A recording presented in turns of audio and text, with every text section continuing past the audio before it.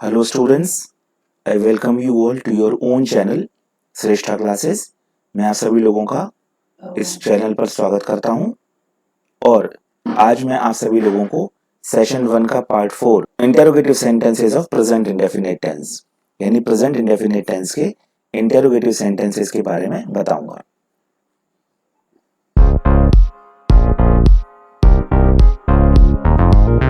लेकिन उससे पहले मैं आप सभी लोगों को पिछले सेशन में जो मैंने आपसे प्रैक्टिस सेट करने के लिए दिया था उसका सोल्यूशन मैं आज आपके सामने रखता हूं और उम्मीद है आप सभी लोगों ने कर लिया होगा, इसीलिए आप सभी लोग अपने आंसर्स चेक कर सकते हैं। तो चलिए आप सभी लोगों के सामने इसके आंसर्स रखता हूं। तो हमारा पहला सेंटेंस है, तुम नियमित रूप से अपना पाठ याद नहीं करते हो। Your answer is you do not learn your lesson regularly. वे अस्पताल नहीं जाते हैं। They do not go to hospital. वह आज अपना कार्य नहीं करती है। She does not do her work today. वह बच्चा कभी झूठ नहीं बोलता है। That child never tells a lie. मैंने आप लोगों को ये नेवर वाला रूल बताया होगा कि देखिए यहाँ पर सेंटेंस में जब कभी नहीं का यूज होता है तो हमारा जो सेंटेंस है वो बिल्कुल जैसे नेवर का जब हम यूज करते हैं तो हम यहाँ पर देखिए एस और ई एस यानी वर्ब की V5 फॉर्म का यूज करते हैं। आगे देखिए, रोहन के पिताजी प्रतिदिन चाय नहीं पीते हैं। Rohan's father does not take tea every day. वह दरवाजा नहीं खोलता है। He does not open the door. वह छात्र अपना कमरा साफ नहीं करता है। That student does not clean his room. चीनी खट्टी नहीं होती है। शुगर डज नॉट टेस्ट सोर। देवेश अपने पिताजी को एक पत्र नहीं लिखता है। Devesh does not write a letter to his father. Mohan का छोटा भाई कभी भी समय से नहीं आता है। इसमें देखिए फिर कभी भी आ रहा है तो इसका रूल भी वैसे ही बनेगा। Mohan's younger brother never comes on time. देखिए डियर स्टूडेंट्स, मैं आप सभी लोगों को अभी जो ट्रांसलेशन करा रहा हूं वो हिंदी टू इंग्लिश करा रहा हूं। हिंदी टू इंग्लिश में कई सारे बच्चों को सेंटेंसेस कैसे लिखे जाते हैं उसमें इनको दिक्कत का सामना नहीं करना पड़ेगा। अब उसके अलावा अभी मैं आपको करा रहा हूं, लेकिन मेरे जो अगला सेशन आएगा उसमें मैं केवल बच्चों को प्रैक्टिस सेट दूंगा। उन प्रैक्टिस सेट्स में मेरा इंग्लिश टू इंग्लिश होगा। इंग्लिश टू इंग्लिश के साथ साथ मैं बच्चों को कैसे एक्सरसाइजेस दूंगा, फिलर्स वाली, है ना, और आपके एरर बेस्ड दूंगा। एरर बेस्ड में क्या होता है कि आप आसानी से उसको कंप्लीट कर सकते हैं। अब इसके आगे जो मेरे वीडियोस आएंगे टेंस वाले वो मेरे इंटरोगेटिव नेगेटिव बिल्कुल भी अलग अलग नहीं आएंगे। उसमें पूरा वीडियो यानी एक टेंस पूरी तरह से सिंपल से लेकर इंटरोगेटिव तक कराया जाएगा। उसके बाद एक्सरसाइजेस में आपको कराता रहूंगा। आगे देखिए, अब मैं आप लोग को लेके चलता हूं interrogative sentences.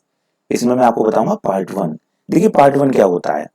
When a sentence begins with a question word, यानी जब हमारा कोई भी सेंटेंस क्वेश्चन वर्ड से शुरू होता है। यहां पर आप देख सकते हैं कि हमारा जो सेंटेंस है वो क्या से शुरू हो रहा है ना। तो क्या वे छात्र समय पर अपना कार्य पूरा नहीं करते हैं।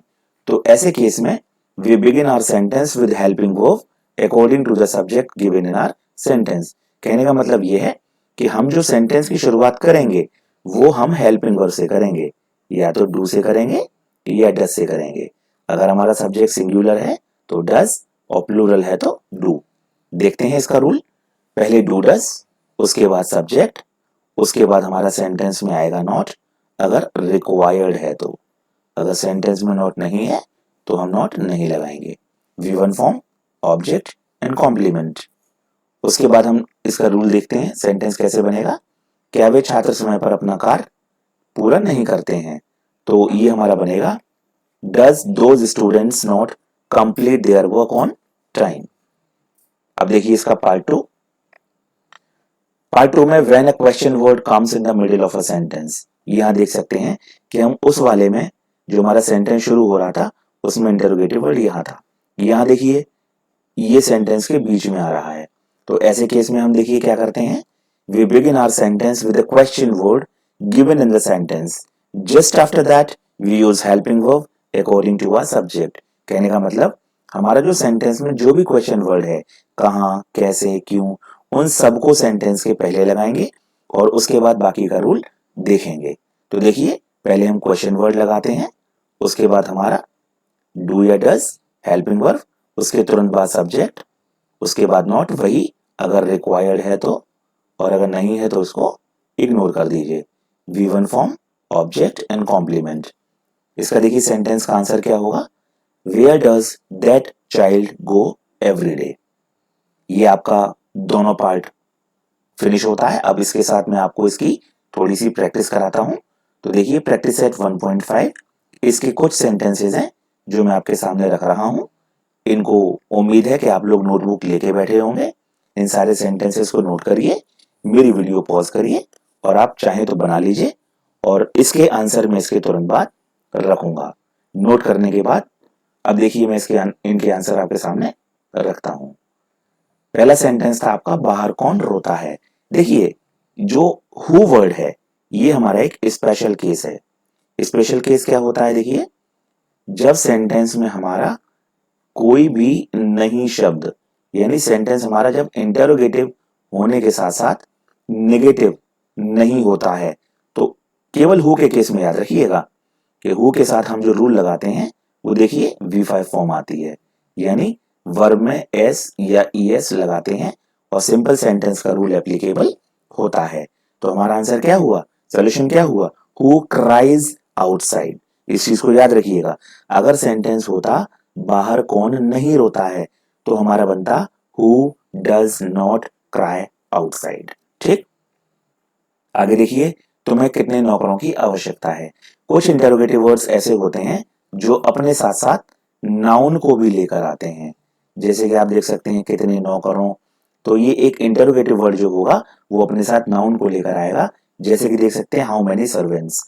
तो हमारा जो इंटरोगेटिव कंसीडर किया जाएगा वो कहां से किया जाएगा, आप जानते हैं, हमारा इंटरोगेटिव कंसीडर किया जाएगा यहां से, हाउ मेनी सर्वेंट्स, ये पूरा इंटरोगेटिव वर्ड। उसके बाद देखिए डू, फिर यू, फिर नीड। आप चाहें तो सेंटेंस बनाते में रूल भी अपने सामने रख सकते हैं, जिससे आपको कंफर्टेबल फील होगा। आगे देखिए, ऐसा कौन कहता है। ये देखिए सेम पहले वाले सेंटेंस की तरह है, हु वाला, और नॉट इसमें नहीं है, तो ये बनेगा हु सेज सो। क्या तुम्हारे अध्यापक तुम्हें पीटते हैं। Does your teacher beat you. वह किसकी पुस्तक पढ़ता है। Whose book does he read. क्या वे सदैव सत्य बोलते हैं। Do they always speak the truth. देखिए कुछ बच्चे कंफ्यूज हो जाते हैं कि हम सच बोलने के लिए हम जो है यहाँ पर स्पीक लगाते हैं और झूठ बोलने के लिए हम यहाँ टेल लगाते हैं। ठीक है, ये चीज याद रखिएगा। आगे देखिए, अब इसके साथ साथ मैं आप लोगों को नेक्स्ट सेशन के लिए प्रैक्टिस सेट 1.6 आपके सामने रख रहा हूं। इस प्रैक्टिस सेट को ध्यान रखिएगा, नोट कर लीजिएगा, और मेरा जो अगला वीडियो आएगा उसमें केवल और केवल मैं इसका सॉल्यूशन और एक इंग्लिश प्रैक्टिस सेट कराऊंगा, जिसमें आप लोग आसानी से अपने डाउट्स क्लियर कर सकते हैं। तो उम्मीद है आप सभी लोग ये नोट कर लेंगे। तो आज के लिए इतना ही। Thanks for watching, that's all.